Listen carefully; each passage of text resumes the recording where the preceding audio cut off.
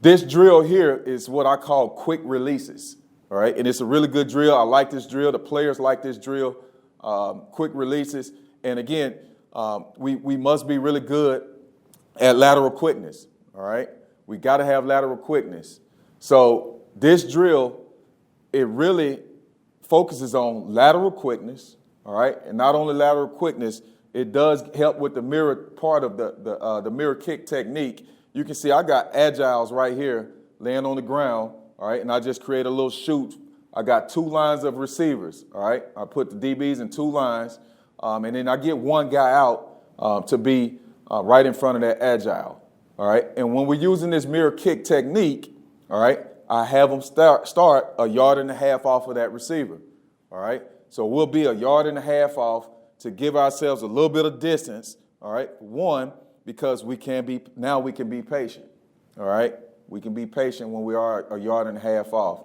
And I don't want to crowd the line too much because now if there is an error, all right, I give myself no room for it if I crowd the line too much, all right? So this is a good technique to use, especially when you got a guy that you worry about being offside. You know, your guys are not offsides when using this technique because we are 1.5 yards off, all right? So now the mirror part of the mirror kick technique, I'm mirroring, all right, whichever direction that receiver starts to go, all right? I want to mirror him. If he goes to my right, then I should mirror him. I should step and replace to my right, all right? If he goes to my left, I should step and replace to my left, all right? In the footwork and change of direction session, we talked about stepping and replacing, not clicking the heels, all right? This is the same in this press technique, in this mirror kick technique. We never want to click our heels because if we click our heels, all right, now we're not able to change direction.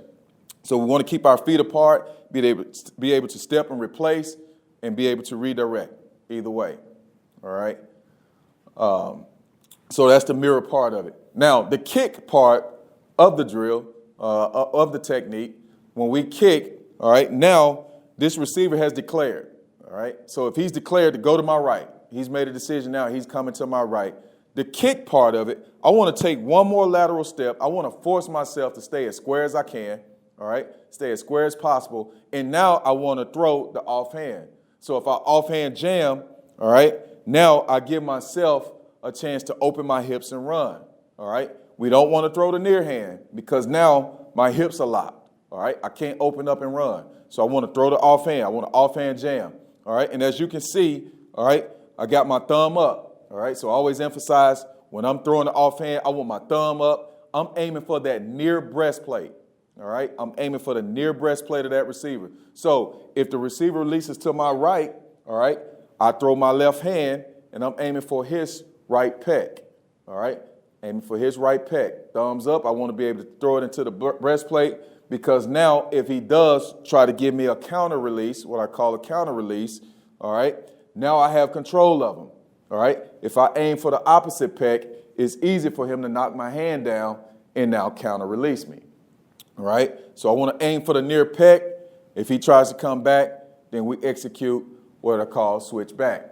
All right, so here, and again, in this quick releases drill, this drill is focusing on the lateral quickness, all right, of the DB, being laterally quick and being able to recognize. It really puts them in a tough position because you do have 2 guys that you have to see right there, all right? Again, I got 2 lines going at one time. When one guy goes, I'm standing behind, all right? As one guy goes, the next guy in line should come up and replace him, all right? And the next guy should come up and replace him again. I usually give them 3, all right? I give them three opportunities in it. So the first guy will release, all right? So we should execute the mirror kick, all right? The DB should come back. The second time, he should execute the mirror kick. He should come back. And on the third release, he should continue to run and start to squeeze, what I call squeeze and react. All right? So here's a look at the drill. You can see the parallel stance here. Again, making sure we don't back up. Always tell them, hey, if I'm on the edge of a cliff, all right, if I'm on the edge of a cliff, a 50-foot cliff, all right, and I take a peek back, if I drop back, all right, then I'm done. I don't give myself a chance to win there. So we should not back up. That's the reason I put the agiles right back behind their heels. All right.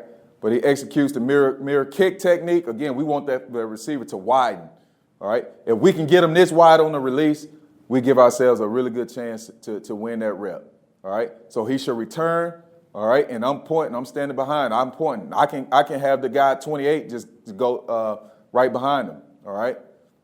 But again, mirror kick technique, you can see his feet are active, all right? Feet are quiet. He should kick step, bring the heels together a little bit, all right, but not back offhand jam. This drill is really good at enforcing offhand jam, all right? He's releasing to my left, I throw the right hand, all right, and he should be aiming for that near breastplate, all right? And you can see a mirror kick, and on the third one, he should release and, like I said, squeeze and react. But you can see the feet here. This is a really good step and replace. He's not bringing the heels together on this clip right here. This is a much better look at it, all right? Throw the offhand, squeeze and react, all right? One more time, just to show it all together.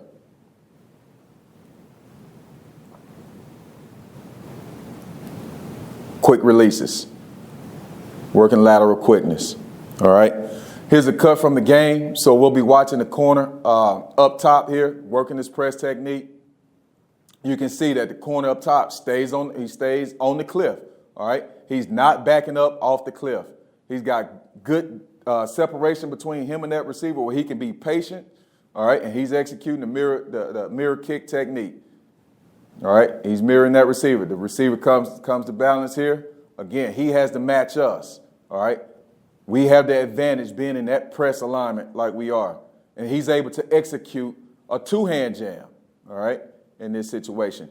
Anytime that receiver comes off the line of scrimmage, if he's releasing into the framework of my body, I do give my guys to execute a two-hand jam, all right, and then it has to become offhand once he declares which direction he's going. And you can see it there up top. Now he gets that left hand out so he can open his hips and run with that receiver. So that's a good look at the release phase part of it, of press. All right, another time here down at the bottom, watching the corner at the bottom. He's got good patience here, not in a hurry. You can see he's not backing up. He's got his eyes on that belt buckle of that receiver. He's in a good stance, good bend at the ankle, knee, and hip. He's got his hands in a strike position, in a ready position there, all right? And again, offhand jam, now he's squeezing, all right? But again, look at how far that receiver has to get outside. Look how wide he gets before he starts to get upfield. So it's a good job by the corner at the bottom.